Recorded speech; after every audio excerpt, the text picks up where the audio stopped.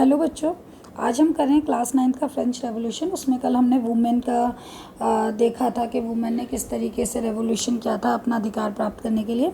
आज हम पढ़ेंगे the evolution of slavery. One of the most revolutionary social reforms of Jacobian regime was the evolution of slavery in French colonies. सबसे important Jacobian regime का क्या था? French colonies के अंदर क्या कर दिया गया था? एबोलिशन मतलब हटा दिया गया था, स्लेवरी को बैन कर दिया गया था। The colonies in the Caribbean, Martinique और Guadeloupe and Saint Domingue were important supply of commodities. ये तीन कॉलोनीज़ हैं जो कि सबसे ज़्यादा सप्लाई करते थे चीज़ों की। क्या चीज़ें? जैसे तम्बाकू है, इंडिगो नील है, sugar and coffee. But the reluctance of European to go and work in distant and unfamiliar lands means a shortage of labor on the plantation। देखिए बच्चा ध्यान से सुनिए। बट द रिलेक्टेंट्स कमी ऑफ यूरोपियंस, कमी थी यूरोपियंस के पास काम करने के लिए, डिस्टेंट एंड अनफेमिलियर लैंड्स पे जाने के लिए। तो क्या हो जाता था? प्लांटेशन में लेबर कम हो जाती थी काम करने के लिए।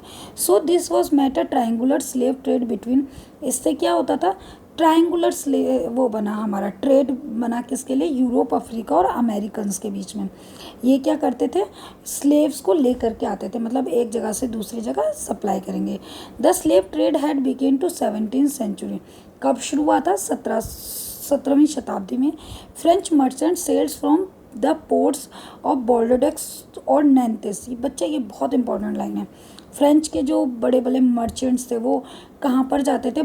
कौन से पोर्ट्स पे जाते थे? बोर्डेक्स और नैंटेक्स। अफ्रीकन कोस्ट अफ्रीका है, वहाँ पर ये दो पोर्ट्स हैं हमारे, Bordeaux and Nantes. Where they bought slaves from local chieftains. Chieftains मतलब जो वहाँ के अमीर आदमी होते थे, उनसे वो नौकरों को खरीद लेते थे उनके। Branded and shackles slave were packed tightly into the ships for 3 month long voyage. Voyage का मतलब यात्रा। जो उन्होंने नौकर खरीदे, जो स्लेव्स खरीदे, उनको 3 महीने की लंबी यात्रा करनी पड़ती थी। शिप के अंदर उन्हें गाय भैंसों की तरह भर दिया जाता था।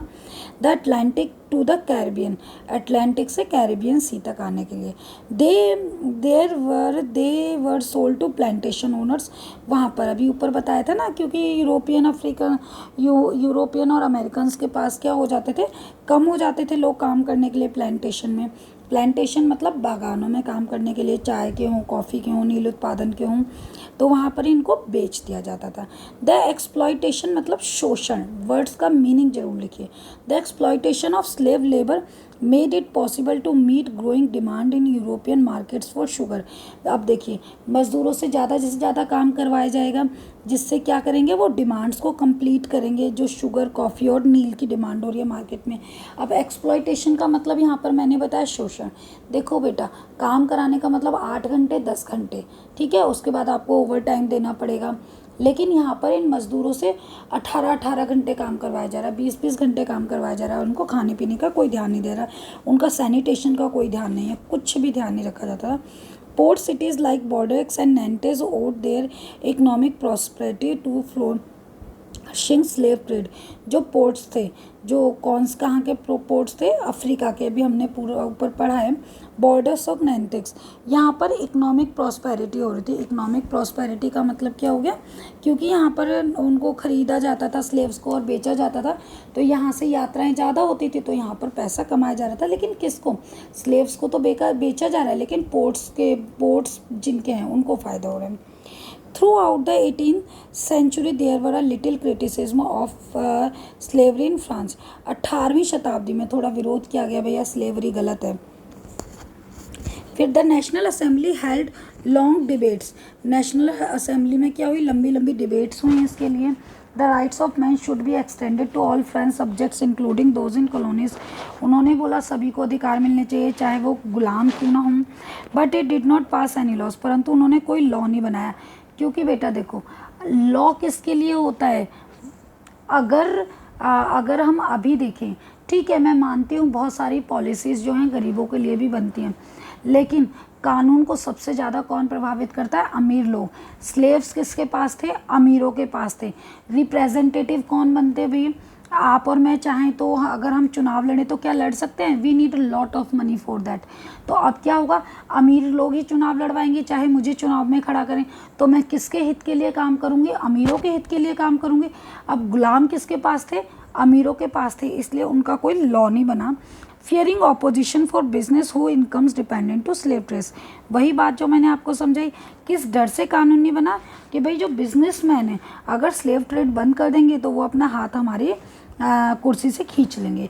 It was finally convention which in 1794 legislated to free all slaves in French overseas possessions.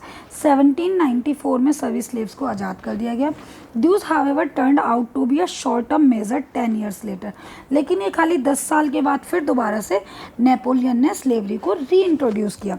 देखो बच्चा, दो क्वेश्चन बन रहे हैं यहाँ पर। 1794 में स्लेव्स को क्या कर दिया गया? आज़ाद कर दिया गया, लेकिन री इंट्रोड्यूस नेपोलियन ने कितने साल बाद कर दिया? 10 साल बाद। Plantation owners understood their freedom as including the right to enslave African negroes. Negroes कौन होते हैं? वही काले लोग जो हबशी बोलते हैं हम लोग जिन लोग को। In pursuit of their economic interest slavery was finally abolished in French colonies in 1848। 1794 में एक कानून बना था जिसके थ्रू हम लोगों को, मतलब उस टाइम क्या था, स्लेव्स को फ्री कर दिया गया। लेकिन 10 साल बाद किसने री इंट्रोड्यूस कर दिया उसको? 10 साल बाद दोबारा से री इंट्रोड्यूस कर दिया उसको नेपोलियन ने। लेकिन उसके बाद में 1848 में इस कानून को पूरी तरीके से ख़त्म कर दिया गया। आई होप दैट आपको वीडियो अच्छा लगा होगा। वीडियो अच्छा लगा तो लाइक शेयर और सब्सक्राइब कीजिए बेटा। शॉर्ट क्वेश्चन बनाइए and read the book again and again.